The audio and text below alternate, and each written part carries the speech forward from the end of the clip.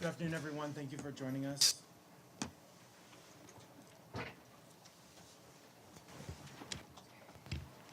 Good afternoon, everyone. Thank you for joining us. I'm John DeGore, the Public Affairs Officer at the U.S. Mission. I'm joined by Cheney Adams, the Director of Communications at the Mission, and obviously Ambassador Nikki Haley.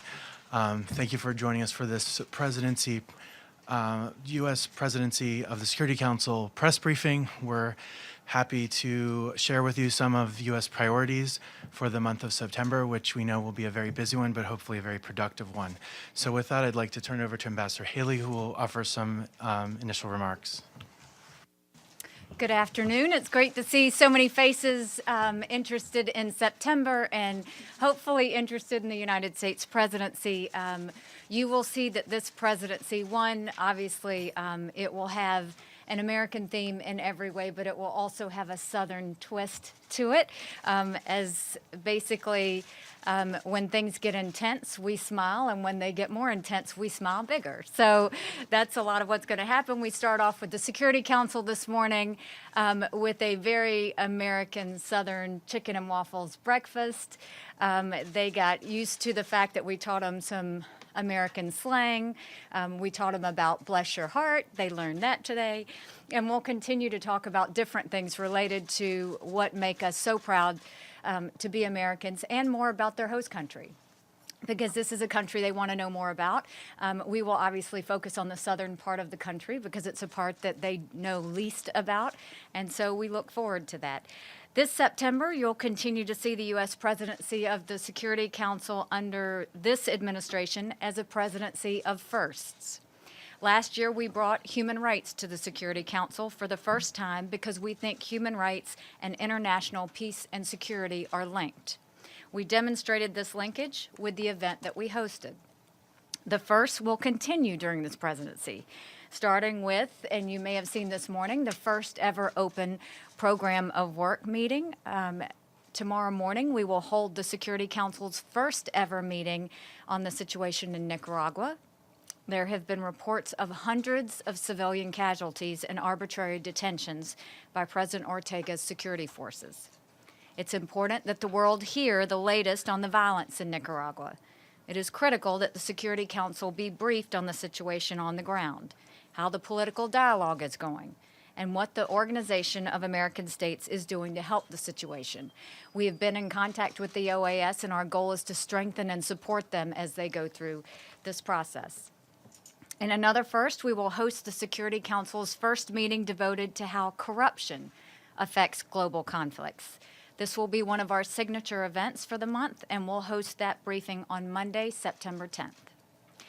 We treat corruption too often as an afterthought when it comes to peace and security. We'll address corruption as a cross-cutting issue that undermines stability in crises around the world. Secretary General Guterres will speak at the meeting and offer the UN's perspective on corruption. Our goal is to show that corruption is actually a fundamental cause of conflict that the Council should be addressing. It was a protest against corruption in Tunisia that triggered the Arab Spring. Today, in South Sudan, the ruling class's theft of oil revenues increases the conflict there. And in the DRC, the struggling electoral process is hindered by corruption and the loss of trust that it produces.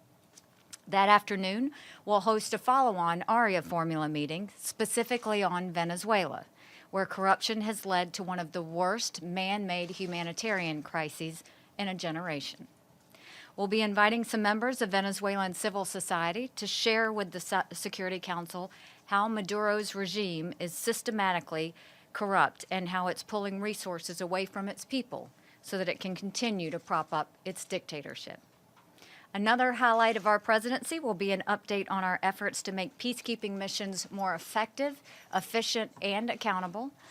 On Wednesday, September 12th, we'll hold the mandatory annual briefing to the Security Council on this issue, and we will once again hear from the Secretary General. The United States will use this event to focus on improving peacekeeping performance, including eliminating sexual exploitation and abuse. In yet another first, we will be introducing a resolution on peacekeeping that would require the UN to hold peacekeepers, troop and police contributing countries, and the Secretariat accountable for performance failures. Passing this resolution would give a major boost to the Secretary General's Action for Peacekeeping side event during High Level Week, since peacekeeping performance is one of the pillars of the event. We will continue to find ways to make UN peacekeeping better every chance that we get. Of course, we'll also address the regular business in Council. We'll discuss developments in Syria next Thursday, September 6th, and on September 20th. In the first meeting, we'll discuss chemical weapons, including our concern about continued threats of chemical weapons used by the Assad regime against their own people. We'll get an update on the political process as well, which needs to keep moving forward with the help of the UN and Special Envoy de Mistura. I will tell you that the Security Council already had conversations this morning. There was an overwhelming majority that wants to see a meeting on Idlib. So right now we're scheduling that for Friday. It will either be 9:30 or 10 a.m. that we will be having that meeting. Those are just a few of the highlights for the month. Of course, as you can see, there's a full agenda, and we'll also be prepared to respond to any developments that come up along the way. And you'll note that we plan to hold all of these events in the open chamber. That's part of our push for transparency and accountability for the Security Council. It's something that's been a priority for me ever since I became a state legislator, and it remains a priority for me today. So we will address all of these issues in the weeks before High Level Week. Now, to High Level Week, when I met the Security Council members this morning, I shared with them a few of the President's priorities for this year's UNGA, and I'm happy to share them with you of course.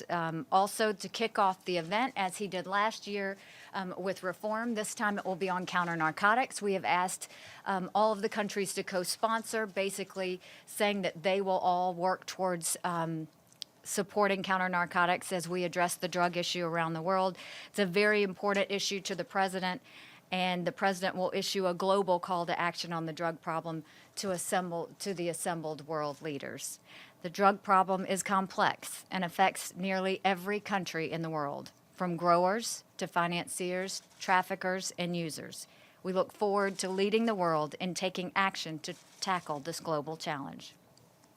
Second, the President intends to chair a meeting of the Security Council, and the topic will be on Iran. He is calling the meeting to address Iran's violations of international law and the general instability Iran sows throughout the entire Middle East region.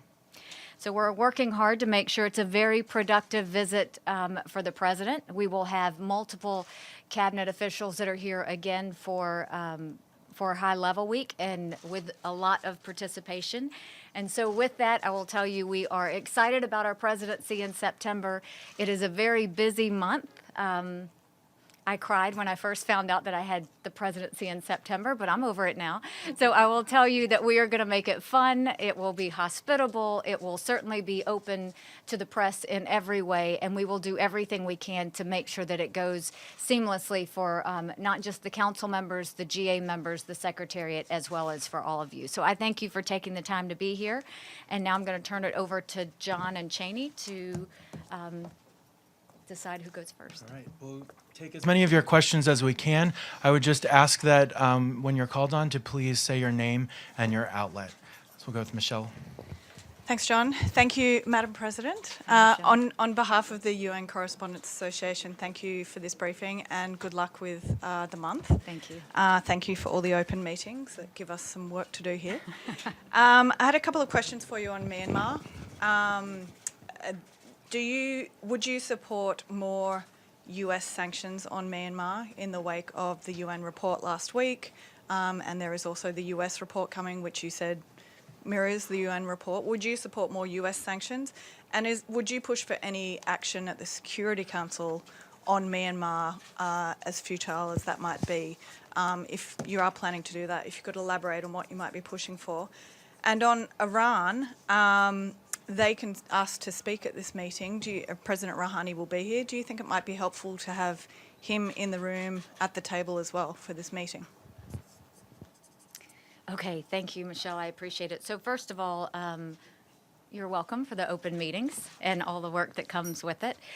When it comes to Burma, it's one that really, if you talk to any Security Council member, it is extremely concerning. Because unlike any other issue, when there is a problem, We discuss the problem, we talk to the government, it moves forward. In this situation, we still have a government that's in denial. And there is still a military that refuses to be held accountable. And so we see Burma as a serious issue. You combine that with the two reporters yesterday that just for covering the issues in Burma, they are now being, they were sentenced to 7 years in prison. So we will get even more loud about that as well, for being in prison for telling the truth, basically. The U.S. report does mirror the UN report quite a bit, and both are horrible, and both have cases that will turn your stomach. And so for that reason, I think you will see not just the United States, but the entire Security Council continue to really try and shed light on Burma, and for the government and the military to acknowledge that this is a terrible situation that until they acknowledge happened, can't be fixed. So when it comes to your question on sanctions, the U.S., obviously the report needs to come out first, and then we'll see what actions happen after the fact. In terms of the Security Council, that was a topic that came up at breakfast that no one wants to let that go. So I think you'll continue to see conversations in the Security Council on what else can be done. When it comes to Iran, I think that rule applies just like it would in Nicaragua, that the country can speak if there's a Security Council meeting. So I think that would be up to him as to whether he would want to speak, but I believe that according to the rules, he would have that right. And you would agree to that? Yes. Yeah. And just a quick follow-up, what kind of action do you think the council could take? On Myanmar.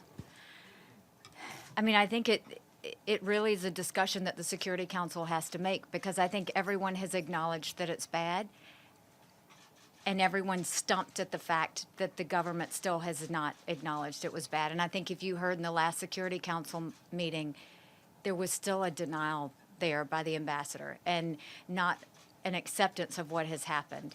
And so I think that if we continue to talk about it, they will continue to know it's not going to go away. But I think the council has to make some hard decisions. We can't just continue to say we're unified against Burma. We have to say we're unified for the people of Burma, and this is what we're going to do about it. Ambassador Pam. Thank you very much, Hi, Madam President, and good luck on the month. We're looking forward to it. From Pamela Falk from CBS News. My question is about South Korea. The Blue House has announced that President Trump will be meeting with President Moon Jae-in. What do you expect out of that, and is there anything the Security Council can do, particularly in light of the Russia and China blocking of additional designations? Thank you. Thank you, Pam. I can tell you that obviously the United States and South Korea continue to have a strong relationship, a strong working relationship as we continue with Japan on this issue. The sanctions were important because the sanctions, unfortunately, was the only way we could get the attention of North Korea. I think that combined with the rough talk from the president and the international community's isolation of North Korea really brought them to the table. I think South Korea and the United States want to continue working together to figure out how we can constructively get North Korea to denuclearize. And, we knew this wasn't going to happen overnight. We knew this wasn't going to be easy. But I think that so far, we should all take comfort in the fact that there have not been any more ballistic missile tests, that dialogue is actually happening. But that will only happen as long as we stand firm on the sanctions, as we stand firm on all of the isolation, and we let Chairman Kim know that just because we shake hands and we smile at each other does not mean that the international community is okay with their building of ballistic missiles. So having said that, I think that you will continue to see that strength. The Security Council again today kind of made that point known this morning at our breakfast, that we have to make sure we stand strong on this, and we'll see what happens. Russia and China continue to cause problems. I know we're in the 1718 committee now. We're trying to release a report, and they're trying to block it. I think that, it flies in the face of the international community for Russia and China to not follow the same rules as everyone else. And we have to make sure that they know they are not exempt on their relationship with North Korea compared to every other country. We're all in this together. They can't all of a sudden decide to jump ship and do that. And so the United States has made it very clear that if we see any violations in the sanctions, we're going to act. And I think the Security Council believes that was a lot of work to get through those 3 sanctions packages. We will take that strongly if we see violations. We have seen that on the cap, on the fuel cap. We've seen that with Russia on the laborers. And I think that it is incumbent on every member of the international community to not give anyone a pass unless they want to see that testing start back up again. Thank you. Richard in the back. Thank you, John. Richard Roth, CNN. It's good to see you. We don't often hear from you in front of the press, but the News Wheel of Fate has delivered the Bob Woodward book today. Yes. I see your southern smile disappearing there. It's back. Look, you're a cabinet member. The book portrays a devastating portrait of senior Trump administration aides hiding documents, exasperated with the president, increasingly worried about erratic behavior, ignorance, penchant for lying. Would you, for the documentaries, which will be done, I'm sure, in the future, your answer, care to comment, confirm, deny? Thank you. I just found out before I walked in here that there was some sort of leaks from the book or things that were coming out about the book. So I don't know exactly what is being said. I can tell you this. This, like every other book that has come out and every book that's going to come out, you're going to have a certain group of readers that love the book and want to talk about all the salacious parts of the book, and you're going to have a lot of people who denounce the book and say this is what divides America.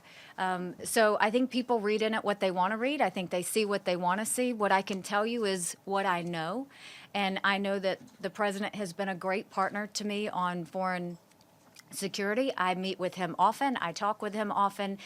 When I have concerns, I bring them to him. He listens, he's respectful, and he engages back. So if there are people who say certain things in the book, I'll just tell you to take it with a grain of salt, just like we've done every book before. And, you know, every president has had these types of books come out. There'll be more, and I'll tell you the same thing. You'll have some who love it and some who hate it based on what they think of the president. James. James Bays from Al Jazeera. Can I ask you about Idlib, Ambassador? You've called for a meeting on Friday. You've already put out strong words in a tweet. The president has put out strong words in a tweet too, and they've been dismissed by Moscow and Damascus. We're obviously going to get words of condemnation on Friday, but what more than words? What action can you do? And going back to that book, staying on the subject of Syria, the book claims that President Trump ordered Assad to be assassinated, and then General Mattis refused to carry out those orders. From your knowledge of the situation, is there truth in that? Thank you. I will tell you, Idlib is serious. You know, let's just acknowledge the elephant in the room, and that is the fact that there are rumblings. Yes, Russia's making accusations about opponents, white helmets, everything else. Assad is doing the same thing. That is the exact formula they always follow before a chemical weapons attack that Assad does on his own people. What you are seeing is the president saying to Iran, Russia, and Assad, don't go there.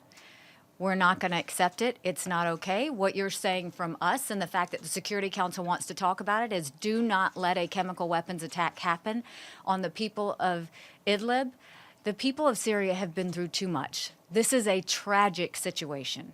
And if they want to continue to go the route of taking over Syria, they can do that. But they cannot do it with chemical weapons. They can't do it assaulting their people. And we're not going to fall for it. If there are chemical weapons that are used, we know exactly who's going to use them. And this is the exact same playbook that Russia and Iran and Assad have used every time.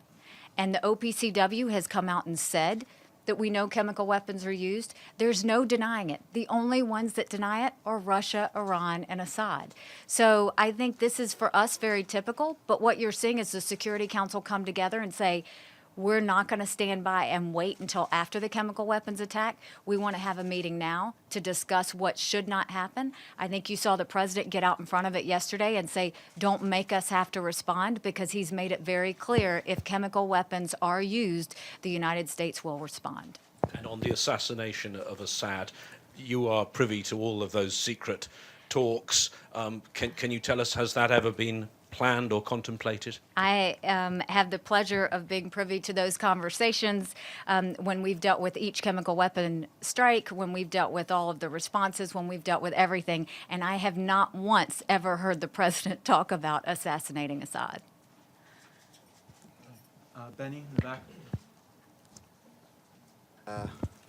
Welcome, Ambassador. Benny Avenue of New York Post. Where am I looking? Over here, over Oh, here. way in the back. Okay. So, you visited Latin America recently, and let's tie it up with Iran. Oh, let's start first with Iran. What exactly are you planning to have in that meeting on Iran? Is it going to be on JCPOA? Of course, there's like some dispute between you and other members of the council, including allies, about that. And also, did you learn anything in Latin America about Iran's involvement in that region? I think that, there is a growing concern about Iran, and some are old things, some are new things. But I think if you continue to look at the spread Iran has had on supporting terrorism, if you continue to look at the ballistic missile testing that they're doing, if you continue to look at the sales of weapons like we see with the Houthis in Yemen, these are all violations of Security Council resolutions. And these are all threats to the region, and these are all things that the international community need to talk about. President Trump is very adamant that we have to start making sure that Iran is falling in line with international order like every other country. And we continue to see them engage in things that are not helpful. And whether it's in Lebanon, whether it's in Yemen, whether we're looking in Syria, all of these issues, we continue to see one factor that is exactly the same, and that's the presence of Iran. So we are going to talk about that, and I understand that there are some members who find that uncomfortable to talk about, and I personally think that when we talk about things that are uncomfortable in the Security Council, good things happen. That's it. That's it. George? Ambassador, on Iran, Latin America, could you address that question that I asked? Yeah. No response on that. Yeah. Did you? Yes. Joseph Klein, Canada Free Press, and a proud New Yorker, I must say. Anyway, my question is regarding a statement by a UN Special Rapporteur who deals with Iran, who criticized the U.S. sanctions on Iran and claims that only the Security Council, under the UN Charter, has the authority to impose sanctions. And he called the U.S. sanctions, quote, illegitimate. So I'd like to know your views in both your capacity now as the President of the Security Council and in your national capacity regarding this assertion. Thank you. My views in both capacities are the same, which is we made this very clear at the time that when we saw that Iran was violating Security Council resolutions, we called on the international community to do something about it. We asked them to address it. We told them we would work with them on it. We tried to talk to them about resolutions, and we got nothing. And so President Trump said, we're not going to be in a deal that's a farce. And since then, we have talked with our European allies. We've talked with other allies about the situations of Iran. They all agree it's a problem. I think that this was a situation where sometimes you have to admit that a deal you worked on was not perfect. And, we had hoped that they would try and correct it. They didn't want to do that, so now we're back at where we were. The United States believes that we have the ability to have those sanctions put on Iran because it goes back to the fact that we think they violated Security Council resolutions and others. We have seen that whether it's North Korea or whether it's Venezuela, they all have issues when we put sanctions down on their countries for certain reasons, but the United States feels that we have that right.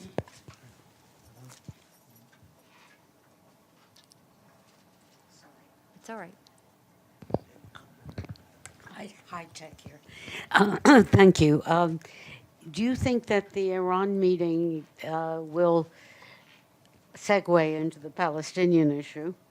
And secondly, while Iran has been condemned for all sorts of actions in Yemen, the Council's been hesitant about condemning Saudi Arabia and the coalition, not just for the latest strike against children, but there are constant airstrikes that have killed civilians. On the Iran issue, no, I don't see that necessarily segueing into the Palestinians. I can't promise that, but that's not the intent. In terms of what has happened in Yemen, I think each country put out their own comments. I know I personally put out comments that we can't ever see innocent people killed under the auspices of trying to settle a dispute. Since then, we certainly gave our concerns to Saudi Arabia. I will tell you that we appreciated the transparency of them saying they were going to do an investigation. We were concerned, but they surprised us all because they did the investigation very quickly, came out and admitted fault and said they would, you can't totally make it right with families, but said that they would do something to try and do that, and then followed up by saying they're going to try and figure out what went wrong and how they can make it right. Having said that, you know, we'll continue to say that both the Houthis and the coalition need to work with Martin Griffiths on this. We are completely behind Martin and everything he's trying to do to bring peace to that area. The people of Yemen have suffered long enough, and this dispute has gone on long enough. And when we have to go and start talking about humanitarian supplies at the level that we're talking about, even if we were to send tons of convoys in there, none of us would feel good about it. And so I think all of the Security Council, I've never seen them as united as we are on Yemen and getting behind Martin Griffiths to see something happen. And we know he's got his talks this week, and so we certainly are watching this week to see if something can happen. But it would benefit the coalition and the Houthis to come together and realize the international community is not going to deal with this much longer. Sorry, I didn't introduce myself. Evelyn Leopold, independent media alternate and whatnot. Yes, we know who you are. Thank you, Madam Good Ambassador. afternoon. My name is Ali Barada. I'm with the Sharq al-Awsat newspaper and with France 24. My question is that the United States has chosen a country-specific issue for a high-level meeting presided by President Trump on Iran. Can you shed a little bit of light on why you're doing this and whether you intend to bring Iran back to the agenda of the Security Council?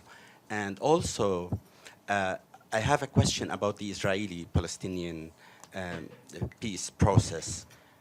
Obviously, we've seen in the past few months that you lost few fights in the General Assembly, in the ECOSOC, and in the Security Council in this regard. Are you going to review the way that this administration is dealing with this issue in order to really push the peace in the Middle East? Thank you. Thank you. So in reference to Iran, I mean, the president and this entire administration see such issues with it. It's hard to find a place that has conflict where Iran isn't in the middle of it. And we think that's a problem. And we think that they have been ignored and been given a pass for too long. And we think it's time that Iran stand up and explain themselves in Syria, and that they have to answer for what they're doing with the Houthis in Yemen, and the fact that in Lebanon and Hezbollah, they continue to be interactive with that, with some of the other things that they're starting to do. And we want to make sure that they understand the world is watching. That's the biggest reason for this meeting, is the world is watching. And there's nothing we would love more than to have Iran come into the mainstream international community and be, you know, a valid country that wants to do good in the world. We're not seeing that. And so we're not looking for a product. We're not looking for a continuation, so to speak, of these Security Council meetings on Iran.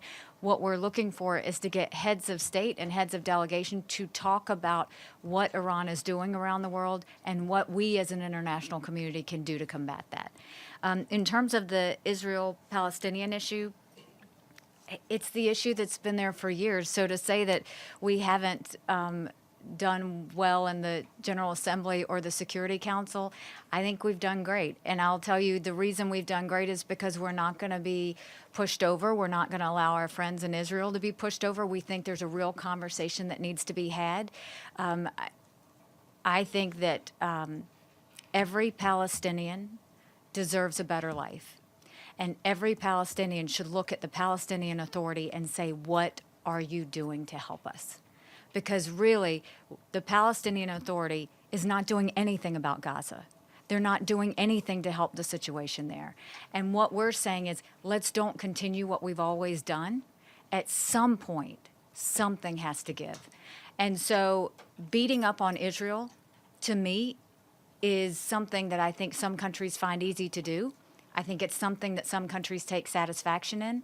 But if they truly care about the Palestinian people, they will go to the Palestinian Authority and ask the real hard questions. They'll go to the Arab countries in the region and ask, where are you?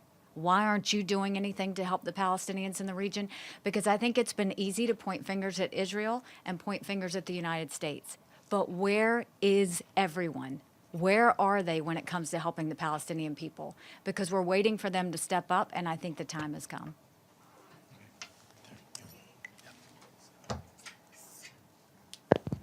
Hi, my name is Veronica. I'm with Hi, W Veronica. Radio Colombia. It seems that Colombia right now is going to start criminalizing users of drug, allowing police officers to confiscate any amount of drug in a person, even if it is under the minimum dose usage allowed. Does the United States support that kind of criminalization of users? And on the theme of Colombia, is the United States going to have an official meeting with President Duque, yourself, or President Trump? First of all, we had a fantastic meeting to Colombia. It's a beautiful country with amazing people. And, you know, it's a country that I also think the United States has so much in common with, just in the way we think and the values and what we want to see for our people. In Colombia, I spent time with President Duque talking about where he wants to go. I think our two biggest issues that we talked about were how we were going to counter drugs together and how we could best assist. We didn't get into the country-specific laws he may or may not be doing. What we said was, how can we help you eradicate and substitute that economy that is going on, and how can we look towards development of that area? And so I think that he is very, what we appreciate about President Duque is he's not just talking about eradication. He understands that the substitution is going to be just as important, and we want to help him do that. If he puts laws into place that he thinks will get him there, we're going to continue to support him. I do hope that President Trump and President Duque meet. I know that President Trump does want to meet with President Duque, but I know that we will have some high-level meeting of some sort in reference to that. Thank you.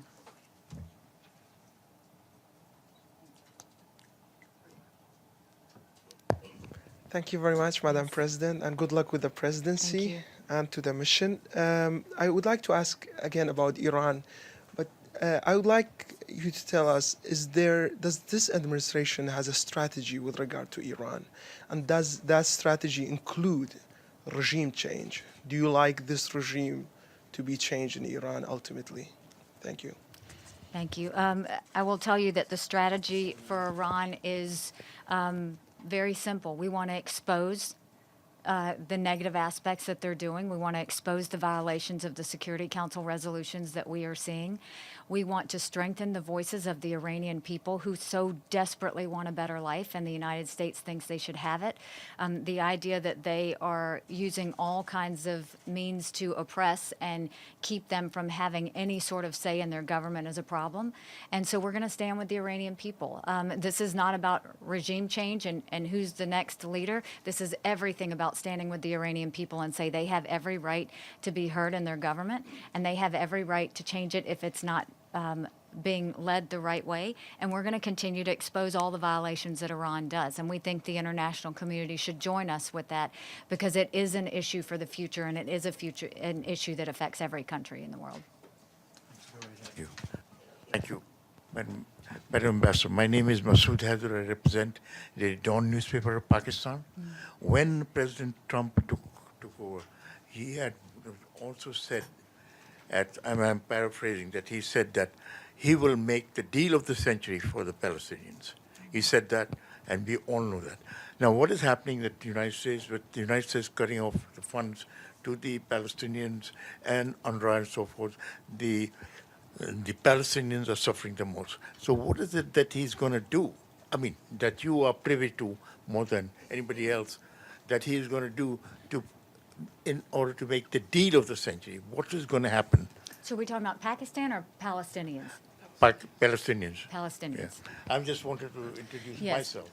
So I will tell you that I have had conversations with the president about the plight of the Palestinians, about their lack of quality of life, and the fact that they deserve more and better. That is the reason he put the priority on the peace plan, was very much about the fact that this was a plan where neither side would like it, but the Palestinians had no place to go but up with this peace plan. So it was very important for him to put some time and effort into that. I can tell you that Jared Kushner and Jason Greenblatt have done unbelievably detailed work in it. I have read the plan. It is thoroughly done. It is well thought out from both sides, the Palestinians and the Israelis. It takes into account every aspect of everything. But again, this is a plan that's going to be put forward that both sides have to be willing to hear. If they are both willing to hear it, I think that this could be a solution for the region. I think it could be a solution for both Palestinians and Israelis.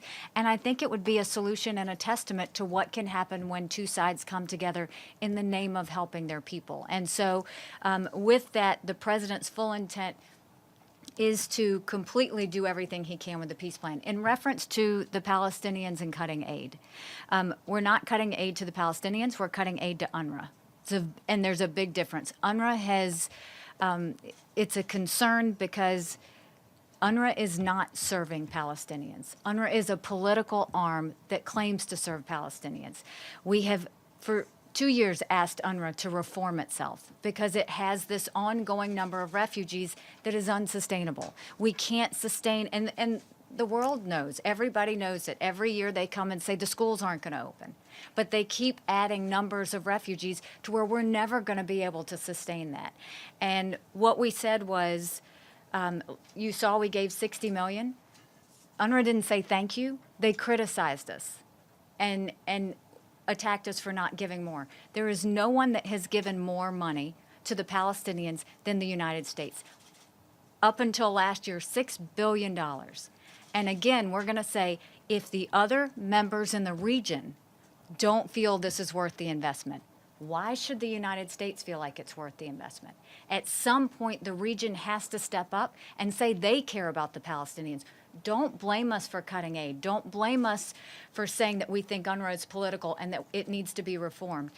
If you think it's fine, go you pay for it. But don't blame the United States for a faulty political organization that I don't think is doing justice to the people of the Palestinian community. And on top of that, UNRWA should not be the one taking care of the people in Gaza. The Palestinian Authority should be taking care of the people in Gaza. And we would much rather work directly with the Palestinian Authority and directly with Jordanians than we would with UNRWA. And that is the reason that we cut that Deal of off. the century. Century is still possible? Only if Abbas comes to the table. We have ensured that Netanyahu will come to the table. Abbas, for the good of his people, needs to come to the table. Maggie? Thank you, Ambassador. Over here. Margaret Bashir with the Voice of America. So, Ambassador, you said you've read the peace plan proposal. So might the administration be getting close to rolling it out, and might it happen during UNGA? Could you give us some sort of perhaps indication? And you said about Mahmoud Abbas that at some point something has to give. What is the Palestinian Authority doing to help? And you're saying it's the PA's responsibility to take care of the people in Gaza. So should we infer from that perhaps the administration's patience is done with Mr. Abbas and that you would like to see some other leader in the Palestinian Authority, or what? How should we interpret these remarks? I think the Palestinian peoples should be frustrated with Abbas in the fact that he's not stepping up, he's not dealing with Hamas, he's not doing things to better the Palestinian people. The peace plan, yes, it's getting close, but I'll tell you right now, don't expect it during high-level week or anything like that. That's not going to happen, but it goes to show how detailed it is and how many different countries, leaders, and everyone they have actually engaged with to do this plan. And so, again, I can't say enough good things about it, but I will tell you again, for the good of the Palestinian people, the region, the international community, we have to put pressure on Abbas and say it's time. It's time for a better life for Palestinians, and only he can deliver that. And we have to acknowledge that Hamas is part of the problem. Go with George in the back. No? Okay. Then right here. Thank you. Hatem El Gamasi from New Egypt TV. Congratulations, Madam Ambassador, Thank you. for your presidency. Thank you. Glad it will bring a southern flavor to the place. President Trump warned yesterday of what he called a grave humanitarian mistake of President Assad and his allies attack the province of Idlib. Is the U.S. against any military actions in Idlib, or they are against Assad regime gaining control back of the city? Also, regarding the Palestinian-Israeli peace deal, some reports spoke of confederation between Jordan and West Bank and Gaza, which the report spoke, it was rejected by Jordan and the Palestinians. Can you shed more light about this topic, please? Thank you. We know that the environment is moving in the same direction that it has moved in the past when Assad and Russia and Iran have used chemical weapons. That is why you're hearing the president give a statement. It is a direct statement to, we know what you're planning, don't go there. I think that you're finding the international community is saying the same thing. We've seen this game before, don't try and play it. And so that's what the outcry is in terms of Idlib. That's why you'll see the meeting on Friday. We hope that we are stopping something before it starts, and not waiting until after it's happened to condemn. This is, again, trying to be a preventative method to make sure that the chemical weapons are never used in the first place when it comes to Idlib. In terms of the details of the plan, I can tell you there are a lot of false statements out there about the plan. And I'm not going to elaborate on any of it, but the plan will be released soon enough, and I think then you can make your decisions off of that. Okay, we have time for one more question, and then we'll go with Jamie.